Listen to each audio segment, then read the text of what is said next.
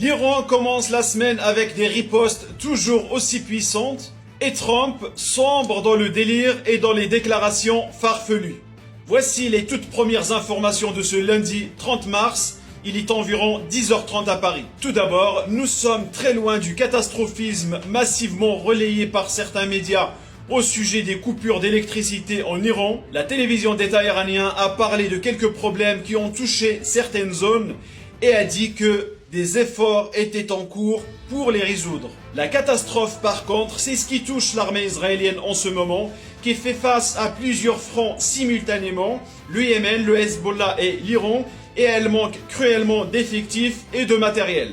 L'armée iranienne, elle, a détruit cette nuit une usine de dessalement au Koweït et qui génère de l'électricité en même temps. Elle vient d'annoncer par ailleurs mener des frappes sur des infrastructures militaires en Israël et notamment à Tel Aviv. Trump, lui, n'arrête plus de prendre ses rêves pour des réalités. Il a considéré solennellement avoir obtenu un changement de régime en Iran. Il a dit que ce nouveau régime laissera passer 20 pétroliers dans le détroit d'Ormuz. Je vous laisse lire son message et dire qu'il y a des abrutis qui croient à ça. Sur le théâtre israélien, le rapport de force s'inverse. L'armée israélienne subit des frappes iraniennes d'une précision inédite sur ses centres névralgiques, comme les radars, le commandement, les bases aériennes, tandis que son offensive terrestre contre le Hezbollah patine face à un adversaire mieux préparé qui utilise drones FPV et combat en réseau. La ville de Kiryat Shmona, à la frontière libanaise, est largement vidée de ses habitants. Le dôme de fer est saturé. Engagé sur plusieurs fronts, Gaza, Liban, Syrie, Iran, Tsahal montre, et c'est bien normal, des signes d'usure, stock sous pression, tension au sommet et multiplication des désertions. Ça fait un moment que nous n'avons pas entendu Netanyahou avec sa fanfaronnade habituelle. Vous savez, à un moment donné, il y a eu une longue période où les gens pensaient qu'il avait été tué. Eh bien, qu'il ait été tué ou non est sans importance. Le Netanyahou fanfaron est mort. On ne le voit plus parader sur scène, donner des conférences de presse quotidiennes, parler de la réussite de la guerre. Il a disparu. Les premières pages montrent le chef de l'opposition, pas Benjamin Netanyahou. C'est Yair Lapid qui dit « Nous ne gagnons pas la situation ». Et je ne parle pas seulement de la guerre, je parle de toute la situation. Il dit en substance « Nous sommes poussés à la limite. Nous ne pouvons pas gagner dans cette situation globale. »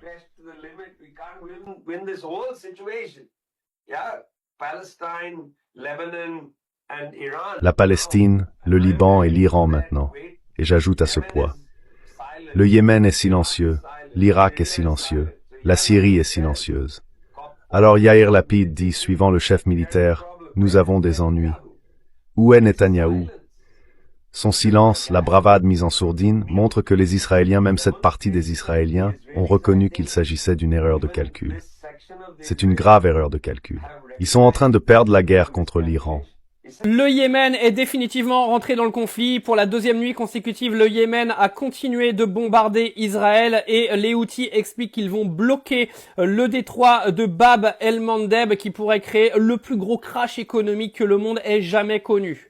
Petit rappel, le détroit d'Ormuz est déjà fermé, donc si le deuxième détroit venait à être bloqué par les Houthis, il faut savoir que l'intégralité des exportations mondiales serait totalement bloquée. Ce serait une dinguerie et ça créerait un crash économique comme jamais nous avons connu. Israël a assassiné 3 journalistes au Liban. C'est un crime de guerre, c'est contre les lois internationales. Israël a la faculté en permanence de venir tuer tous les journalistes qui montrent des images de ce qui se passe sur place. À chaque fois qu'un journaliste les dérange, ils les font tuer. On a vu il y a pas si longtemps que ça un journaliste anglais de la chaîne RT qui avait reçu une bombe juste derrière lui. Il était clairement ciblé, sauf que il l'avait raté de peu, donc heureusement pour lui. Mais Israël continue de commettre des crimes de guerre sans que ce soit dénoncé aujourd'hui par tous les pays de la morale mondiale.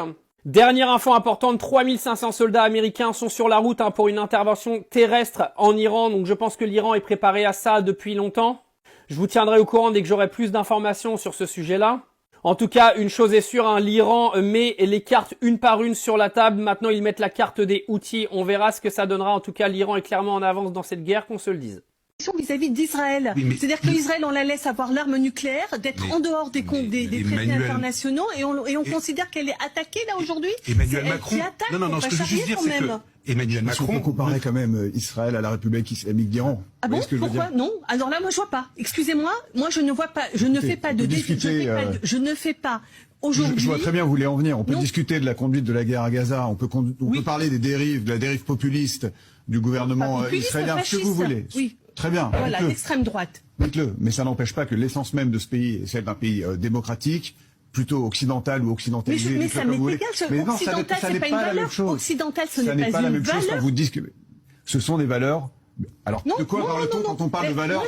Écoutez, si Israël défend l'Occident dans le monde, au Proche et Moyen-Orient, excusez-moi, c'est un très mauvais défenseur des dites valeurs occidentales. Aujourd'hui, ce que je pense, c'est que nous sommes en train de nous affaiblir aux yeux du monde, d'affaiblir considérablement le fait que, je pense que l'Occident peut apporter des choses intéressantes au monde, mais elle ne peut pas le faire dans ces conditions. Elle ne peut pas le faire en soutien d'un génocidaire qui attaque l'Iran et que l'on défend, que l'on considère. Sur la question du nucléaire iranien, il y a un consensus international comme l'a rappelé. Terminez votre phrase. Un consensus international sur quoi? Sur le fait que l'Iran doté de l'arme nucléaire il ne l'a pas. Il ne l'a pas. Vous venez d'entendre des spécialistes. Et Israël l'a. Par contre, Israël a l'arme nucléaire. Oui ou non? Israël ne reconnaît pas le traité de non-prolifération des armes nucléaires. Oui ou non? Israël se met en dehors des traités internationaux sur le nucléaire. Oui ou non? Alors pourquoi est-ce qu'on ne dit rien à Israël concernant l'arme nucléaire qu'il détient, alors qu'en dehors de tout accord international, l'Iran est en train de négocier avec le groupe qui cherche à empêcher, et je le souhaite, Je souhaite que l'Iran n'ait pas l'arme nucléaire. Et je le souhaite, je vais vous le dire, pas simplement pour l'Iran, je pense qu'il faut faire baisser l'arme nucléaire. Par contre, je n'accepte pas l'idée qu'aujourd'hui on déclare que Israël a le droit de se défendre alors que c'est Israël qui attaque, c'est Israël qui a l'arme nucléaire et c'est Israël qui se comporte de façon guerrière avec tous ses voisins. Enfin, Israël attaque le Liban, Israël attaque la Syrie, Israël est en train de commettre un génocide à Gaza. C'est aussi Israël qui a été attaqué le 7 octobre. D'accord, on peut pas écrire toute l'histoire à partir du 7 octobre. D'abord, le 7 octobre, ça a commencé avant. Je veux dire, le problème palestinien n'est pas le 7 octobre. Il est antérieur au 7 octobre. Et depuis le 7 octobre, ça ne donne pas le droit à Israël de se comporter comme elle se comporte. Avec tous ses voisins et avec les Palestiniens. Ils sont en train de commettre un génocide, on ne va pas l'accepter. On ne peut pas l'accepter. Nous ne sommes pas en train de devenir des rhinocéros. Moi, je ne veux pas devenir un rhinocéros. Je ne vais pas accepter de devenir quelqu'un qui soutient un régime génocidaire et qui est en train d'accepter que Israël fasse régner son ordre guerrier partout. Il ne s'agit pas d'ordre, on est dans... Des franco-iraniens ont organisé une manifestation en plein Paris pour dénoncer les actions de l'armée israélienne. Bon, là, les vrais franco-iraniens, les gars, c'est pas ceux que tu vois sur les plateaux TV de CNews, hein. Tu vois les anciennes prostituées ou les fils d'un tel qui viennent pleurer parce qu'ils ont plus les avantages qu'ils avaient avec l'ancien régime. Ah, c'est sûr que ça ressemble pas à la propagande des médias occidentaux, hein. Tu vois, ils nous martelaient à longueur de journée que les immigrés iraniens, ils voulaient la chute du régime, qu'ils en pouvaient plus. Et au final, regardez les gars. Et cette manifestation, elle est très importante parce que ça montre la vérité. La vérité, c'est qu'Israël, comme à son habitude, s'en est pris à des enfants. Ils ont bombardé une école de fillettes iraniennes. Il y a eu plusieurs dizaines de victimes, voire même une centaine, si c'est pas plus. Alors, t'imagines bien que ces news, ils vont pas te parler de cette manifestation. Mais parmi ces gens, les gars, il y en a sans doute beaucoup, hein, qui sont contre le régime en place. Mais ils ont aussi vu la vraie barbarie et de quel camp elle venait. En tout cas, cette manifestation, elle a dû faire trop mal au huc de tous les petits vendus, là. Tu vois, tous les soutiens du Shah d'Iran, comme ils disent. En vérité, dans chaque pays, il y a un lot de traîtres, hein, tu vois. Et malheureusement, c'est souvent les traîtres à qui on donne la lumière et les micros aujourd'hui. Israël prend cher, très cher.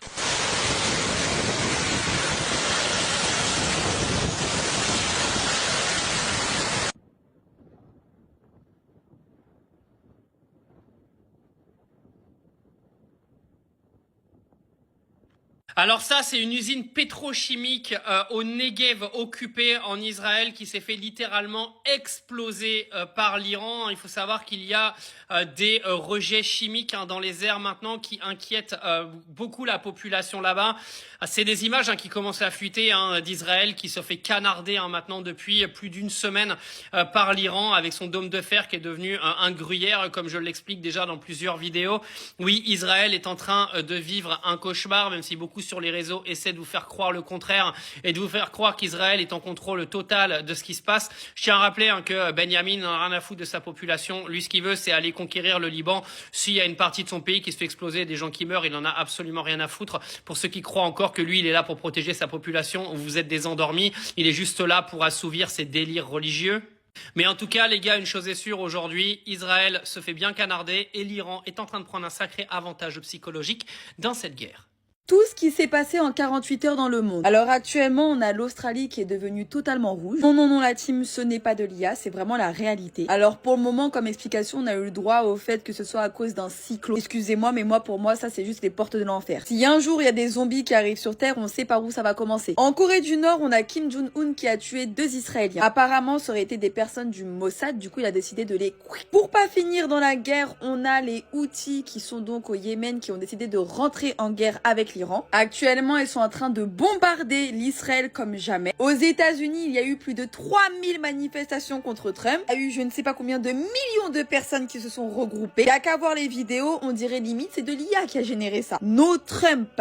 Actuellement, la guerre en Iran est en train de se corser. Les Américains sont en train de se préparer à prendre le Golfe. Carrément, même l'Iran a dit que les Américains seront de la nourriture pour les requins. Tout ça là, ça s'est passé en 48 heures. Et c'est pas fini, il y a encore d'autres trucs. Information principale du lundi 30 mars, l'Iran refuse de négocier quoi que ce soit avec les États-Unis. Ça vient d'être annoncé par un ministre iranien qui vient expliquer qu'il n'y aura aucune négociation avec les États-Unis. Pourtant, Donald Trump est venu nous expliquer hier que l'Iran était maintenant prête à négocier. Encore un mensonge. Encore un mensonge de Donald Trump qui est en train de se perdre au milieu de tout le baratin qu'il raconte depuis maintenant un mois. Là, c'est encore un énorme aveu de faiblesse. Il faut savoir que la raffinerie de Haïfa en Israël vient d'être bombardée pour la 2e fois et que ça se passe très très mal pour les Israéliens en ce moment avec leur dôme de gruyère qui s'est transformé en sorte de fromage géant dans lequel les missiles passent dans tous les trous.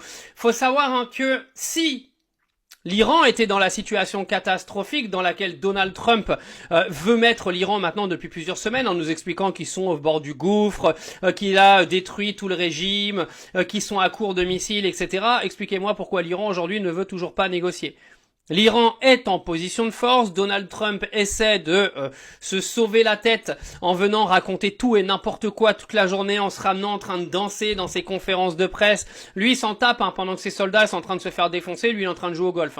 Ou il est peut-être encore avec son pote Epstein qui est peut-être encore vivant en train de se faire des enfants, on sait jamais. Oups, je me perds, pardon. Donc l'Iran ne veut pas négocier, ça c'est un point clé encore majeur. Ils ont dit qu'ils continueraient à bombarder tout ce qui est pétrolier, portuaire, électrique, le temps que les États-Unis ne paieront pas le prix qu'ils doivent payer. Faut savoir les amis que à partir du moment où l'Iran n'est pas en situation de faiblesse, ils vont vouloir se venger comme jamais de tous les dégâts qui ont été commis sur leur territoire. Parce que c'est trop facile, Vous avez un Américain qui se pointe avec son porte-avions, qui détruit tout ce qu'il a à détruire en Iran, et il pense qu'il va se barrer, et que l'Iran, ils vont lui dire amen. Mais vous rigolez ou quoi? Si l'Iran aujourd'hui est en position de force, Donald Trump va vivre un cauchemar, les gars. Parce que l'Iran ne veut pas que Donald Trump s'en aille. L'Iran, ils veulent une revanche, ils veulent une vengeance. Ils veulent la réparation de tout ce qui a été détruit sur leur territoire. Donc je peux vous dire que Donald Trump a plutôt intérêt à récupérer l'avantage dans cette guerre et à pousser l'Iran en négociation, parce que je peux vous dire que sinon ça va très mal aller pour lui, parce que l'Iran ils vont pas juste le laisser partir comme ça et dire ok la guerre elle est finie. C'est absolument pas la mentalité de ce genre de pays et de ce genre de régime, surtout s'ils se sentent en confiance et en position de force. Donc j'espère que vous vous rendez compte quand même que aujourd'hui ça ne dépend absolument pas des Américains, ça dépend des Iraniens. Parce qu'ils ne vont pas laisser Trump s'en sortir comme ça. Donc, pourquoi on en arrive là? Tout simplement parce que je pense, et vous me direz ce que vous en pensez en commentaire, que la Chine est clairement en train d'aider l'Iran comme jamais aujourd'hui, que la Russie est en train de fournir ce qu'elle doit fournir à l'Iran. L'Iran n'est pas tout seul, même si la Russie et la Chine n'ont pas avoué leur implication directe dans cette guerre. Je suis pas très sûr que l'Iran la fasse tout seul depuis le départ, et c'est bien pour ça que Donald Trump est bien dans la merde. L'Iran est en train de gagner cette guerre haut la main contre les États-Unis, mais également contre le reste du monde. Et je vais essayer de t'expliquer pourquoi. Depuis un long moment, l'Iran est vraiment en train d'humilier les Américains. Premièrement, quand Donald Trump a pris son porte-avions pour se pointer en Iran en grand sauveur de la population iranienne, qu'il est en train de tuer au passage, il nous avait expliqué que le régime iranien tomberait en 48 heures. On est un mois plus tard et aujourd'hui il nous explique que, soi-disant, le régime iranien a changé et que c'est un régime beaucoup plus souple que celui d'avant. Oui, effectivement, je pense que le fils de Khamenei doit être beaucoup plus souple que papa. Oui, Donald, tu nous feras croire ce que tu veux, mais pas tout et n'importe quoi, nous ne sommes pas des décérébrés. Quand je vous dis que l'Iran est en train de gagner cette guerre, c'est déjà, premièrement, dans l'opinion publique. Moi, quand j'ai vu cette guerre arriver, je savais pas trop à quoi m'attendre, je savais pas clairement que l'Iran allait bombarder l'intégralité des voisins aussi fort, je pense que Donald Trump ne l'avait pas anticipé non plus, je pense qu'ils avaient évalué les risques aux États-Unis, mais ils pensaient pas que l'Iran allait taper aussi fort sur les infrastructures pétrolières, sur les ports, sur les infrastructures électriques de tous les pays qui traînaient à côté, parce que même les aéroports ont été touchés, et je pense clairement que Donald Trump n'avait pas anticipé tout ce qui s'est passé. Quand je regarde aujourd'hui sur les réseaux sociaux ce qui se passe, il y a un énorme soutien envers l'Iran. Pourquoi? Parce que les gens en ont marre des Américains qui se permettent de faire des guerres partout, des Américains qui se prennent un petit peu pour le centre du monde et surtout pour les gouvernants de la planète. On a encore vu les dernières déclarations de Donald Trump qui ont humilié le prince saoudien, alors que l'Arabie saoudite est clairement du côté des Américains aujourd'hui. À voir s'ils vont continuer à se soumettre aux États-Unis ou si à un moment donné ils vont se lever et taper du pied sur la table. Mais quand je vous dis que l'Iran est en train de gagner cette guerre, déjà sur le plan militaire, personne ne s'attendait à ce que l'Iran puisse rivaliser aussi longtemps face aux États-Unis, mais surtout on est un mois plus tard et on n'a surtout pas l'impression que les États-Unis ont pris l'avantage. C'est ça qui est absolument hallucinant, mais surtout que ce soit dans l'opinion publique, mais également dans la peur que va générer l'Iran auprès de ses voisins, l'Iran est en train de vraiment exploser cette guerre. Parce que, je ne sais pas si vous avez remarqué, mais les Émirats arabes, l'Arabie saoudite, le Koweït, Bahreïn, etc., personne n'est rentré en guerre directe avec l'Iran aujourd'hui. Parce qu'ils ont peur. On sait très bien qu'il y a des pays au Moyen-Orient qui sont extrêmement puissants économiquement, mais en armée, ils peuvent pas se battre contre l'Iran. Donc aujourd'hui, l'Iran a quand même réussi à isoler les États-Unis de tous ces pays-là. Parce que ces pays-là, ils subissent, mais dans le même temps, ils peuvent pas rejoindre les Américains pour aller se battre directement avec l'Iran. C'est pour ça que je vous dis que l'Iran est aujourd'hui le grand gagnant de cette guerre, parce que déjà l'opinion publique va en faveur de l'Iran, ce qui est assez hallucinant de voir un Donald Trump qui a réussi à rendre un régime qui tue sa propre population sympathique. Oui, parce que vous avez des gens qui aujourd'hui défendent le régime des mollahs tout simplement parce qu'ils sont contre les États-Unis qui s'amusent à aller foutre le bordel partout. Parce que Donald Trump, après l'Iran, il a dit qu'il allait s'attaquer à Cuba, il s'était déjà attaqué au Venezuela, sans compter tout le massacre qu'il fait sur son propre territoire avec sa police anti-immigration. Donald Trump est en train de détruire son image, est en train de détruire l'image des États-Unis et l'image de l'Iran dans le monde entier fait peur maintenant. Il y a des gens qui se disaient ouais l'Iran ok, mais ils savaient pas vraiment de quoi l'Iran était capable et maintenant ils le savent. L'Iran est capable de stopper l'économie mondiale, l'Iran est capable d'aller anéantir tous les pays voisins, et encore ils ont été gentils avec les Émirats arabes, le Qatar et tout, parce qu'ils ont vraiment bombardé que les infrastructures militaires américaines et que l'économie, ils n'ont pas été frappés les civils, etc. L'Iran, ils sont restés quand même soft dans leurs attaques, ils auraient pu faire beaucoup plus de mal que ça. Donc oui, l'Iran est en train de gagner cette guerre, demain Donald Trump partira en disant qu'il a gagné parce qu'il a obtenu des négociations. Mais le truc, c'est que même en partant demain en criant victoire, le problème pour Donald Trump, c'est qu'il n'y a plus personne qui y croit à tout ça. La grande raffinerie de Bazan à Haïfa dans le nord d'Israël vient d'être détruite par un missile iranien et puis les aléas du direct veulent que l'on rectifie certaines choses. Nous sommes toujours le lundi 30 mars, il est environ 14h15 à Paris. Comme vous le savez, je vous donne les informations quasiment en temps réel et dans un contexte de guerre, l'actualité évolue à chaque instant et le risque fait qu'on peut revenir sur certaines choses. C'est le cas de l'usine de dessalement au Koweït qui a été détruite ce matin. Finalement, l'armée iranienne se lave les mains de toute responsabilité liée à cet incident et accuse Israël d'en être à l'origine. Voilà ce que dit un communiqué iranien à ce sujet.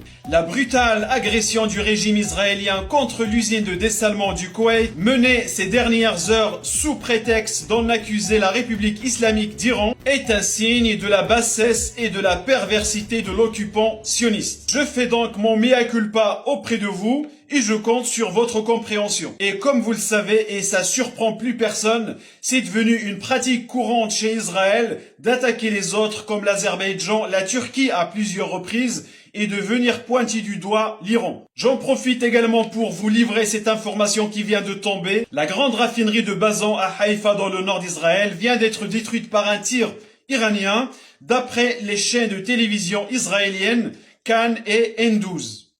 Israël va disparaître. En tant qu'État juif au Levant, Israël va disparaître. Et Netanyahou sera celui qui présidera à cette disparition. La situation devient vraiment critique pour Israël. Et vous avez probablement vu les images. Un général de Tsahal s'arrachant les cheveux et pleurant littéralement devant la caméra, quelques maires faisant la même chose. Il devient extrêmement dangereux d'être en Israël dans toute autre situation que dans un abri anti-bombe. Le simple fait que, en hébreu, Netanyahou est annoncé hier soir, dans un moment d'hystérie maximale ou de pure imbécilité, qu'il allait mobiliser 400 000 hommes supplémentaires, en dit long. La bataille au Liban ne se passe pas bien pour eux. Le Hezbollah a démontré une capacité remarquable à stopper les colonnes de chars, à détruire le char de tête, puis celui de queue, avant de commencer à éliminer ceux qui se trouvent entre les deux. Des tankistes israéliens abandonnent leurs véhicules et courent sur les collines le long des colonnes pour échapper aux tirs. Ils ont déjà perdu 7 ou 8 Merkava dans une seule colonne. En d'autres termes, la situation est loin d'être favorable pour eux. Pourquoi il a dit qu'il allait rappeler 400 000 personnes supplémentaires? Mais une question m'est venue immédiatement à l'esprit. Vous venez d'en rappeler 300 000. Dont 30% ne se sont pas présentés. Où allez-vous trouver ces 400 000 autres? Et plus encore, où allez-vous trouver ceux qui se présenteront? S'agit-il de personnes de plus de 65 ans, de moins de 18 ans? Qui sont ces gens que vous rappelez? Vous n'avez pas une nation aussi grande. Il ne reste plus de défense aérienne en Israël et l'Iran n'a pas épuisé ses missiles. En réalité, il peut désormais utiliser des drones bon marché pour infliger de lourds dégâts en Israël, car ils n'ont plus rien pour abattre même ces drones bon marché. Ajoutez à cela le Liban et les véritables défis auxquels ils sont confrontés là-bas, puisqu'il se passe encore à Gaza. Et vous avez Naftali Bennett qui fait ces déclarations scandaleuses. La raison pour laquelle Bennett fait ces déclarations, c'est qu'il ne pense pas que Netanyahou ait terminé avec le Hamas à Gaza. Et il a raison, il ne l'a pas fait. Cette armée vantée, immensément performante, débordante de fierté, les FDI, dans sa composante terrestre, n'a toujours pas vaincu le Hamas à Gaza. Et Bennett est en colère contre Netanyahou parce qu'il a perdu de vue l'essentiel, qu'il a laissé l'ONU et Trump créer cette espèce de Trump City, ou peu importe. Donc, Israël est en plein tumulte en ce moment.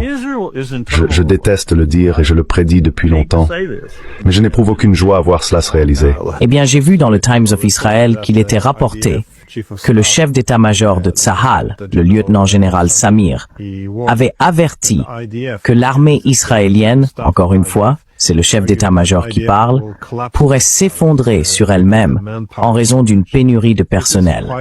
C'est un avertissement de taille. Il a dit, vous savez, si vous levez un drapeau rouge, moi j'enlèverai 10. La sortie de crise oblige Netanyahou à affronter la réalité, je pense. Et c'est un gros obstacle pour lui d'en trouver une, car s'il affronte la réalité, il ira probablement en prison. Mais j'ai simplement du mal à y croire. De plus, si l'on regarde les exigences de l'Iran envers les États-Unis, elles consistent à quitter la région. Si cela ne se fait pas volontairement, l'Iran exercera essentiellement une pression sur les États du Golfe pour y parvenir, en conditionnant l'accès au détroit d'Ormuz et en bombardant toutes les bases américaines. Mais il ne semble pas que ni les États-Unis ni Israël, deux pays qui ont lié leur sécurité à la primauté mondiale et régionale, qui sont fortement militarisés et qui ont les dirigeants qu'ils ont aujourd'hui, soient prêts à dire, eh bien, nous nous sommes trompés. nous allons donner aux Iraniens ce qu'ils veulent, et à se retirer de cette guerre que beaucoup encouragent depuis des décennies. Alors pensez-vous qu'il soit possible, au lieu qu'Israël cesse d'exister, qu'ils en viennent à recourir à leurs armes nucléaires? À cet égard, j'ai reçu des nouvelles très inquiétantes de Ted Postol, professeur émérite au MIT, qui conseille beaucoup d'entre nous sur les questions nucléaires. Il m'a appelé à William & Mary pendant que j'étais là-bas mardi soir et nous avons longuement discuté. Je crois qu'il m'a convaincu, ou plutôt je pense que ce qu'il dit, c'est qu'il y a au moins 75%, peut-être 80% de probabilité, je ne sais pas quel pourcentage il avancerait, que les Iraniens disposent désormais d'une quantité suffisante d'uranium enrichi, ainsi que d'une installation profondément enfouie, leur permettant de fabriquer une bombe, de placer l'ogive sur un missile Karamsha ou un modèle similaire de Mark III ou Mark IV, et de la livrer, peut-être même plus d'une. Et ils ont certainement la capacité, le matériel et l'expertise. Alors nous entrons dans une nouvelle phase. Très bientôt, nous serons dans une toute nouvelle phase, car l'Iran n'en aura pas une ou deux, mais 3 ou 4, peut-être 5. Comme les Coréens l'avaient dit, ils possédaient entre 6 et 12 armes nucléaires. Où allons-nous à partir de là si c'est le cas? Et comment l'Iran le démontre-t-il? Cela nous ramène aussi à Netanyahou, car je pense toujours que Netanyahou est la personne la plus susceptible d'utiliser non pas une, mais plusieurs armes nucléaires lorsqu'il se retrouvera vraiment acculé et qu'il sera pleinement conscient de cette impasse, laquelle pourrait être provoquée par ces sortes d'élections esquissées qui approchent. Le fera-t-il? Libérera-t-il le génie de la bouteille et utilisera-t-il des armes nucléaires? Je vous renvoie à notre déclaration principale. Premier point. Je suis attaqué. Nous sommes attaqués. L'Iran est attaqué. Nous sommes un État non nucléaire et nous sommes attaqués par 2 États dotés de l'arme nucléaire. L'un reconnu et l'autre non reconnu. Peut-être qu'il y en aura 3 très bientôt. Maybe it's going to be 3 here very shortly.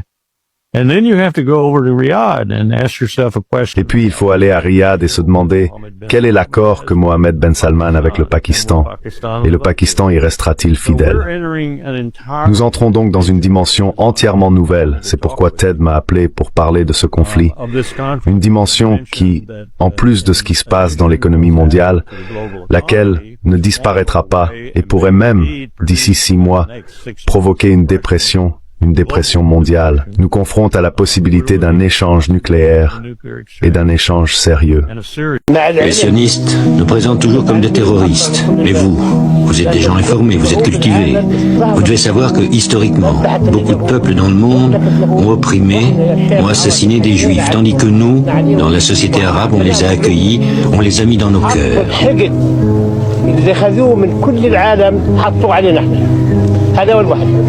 Et voilà que toute leur revanche, toute leur haine, ils ont concentré contre le monde entier. Ils les déversent contre nous.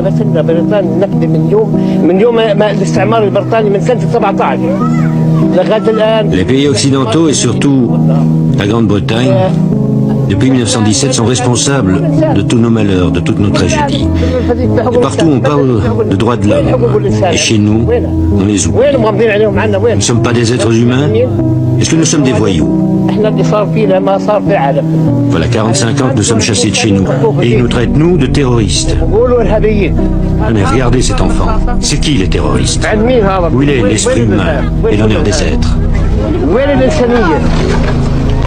Je réagis suite à la vidéo de Netanyahou qui nous explique que l'Iran a balancé un missile dans un seul but, toucher les civils. Est-ce qu'il a Alzheimer, cet homme? C'est possible. Il a oublié le nombre de civils qui ont été tués sur Gaza. Est-ce qu'il a oublié? Est-ce qu'il a oublié les hôpitaux qu'il prenait pour cible? Est-ce qu'il a oublié? Il a oublié tous ces gamins qui ont été tués, ces femmes, ces personnes âgées qui ont été tuées.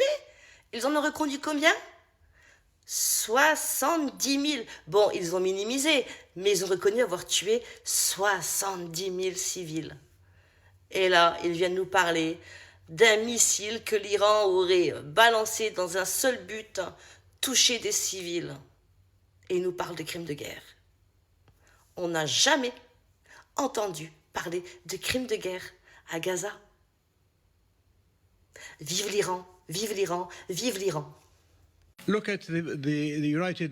Regardez le Conseil, les résolutions du Conseil de sécurité de l'ONU sur le conflit israélo-palestinien. Aucune n'a été mise en œuvre. Il n'y a pas eu de sanctions sur Israël pour son agression contre le monde arabe depuis 1967. Dans le même temps, lorsque la situation a émergé en Ukraine, les pays occidentaux ont immédiatement imposé toutes sortes de sanctions sur la Russie. Et ils ont eu raison de le faire, parce que l'agression, c'est inacceptable que ça vienne de la Russie ou d'Israël. Mais vous avez traité la Russie d'une certaine manière, tout en permettant aux Israéliens de continuer à occuper la Palestine et à continuer à faire ce qu'ils font sur le terrain en Palestine.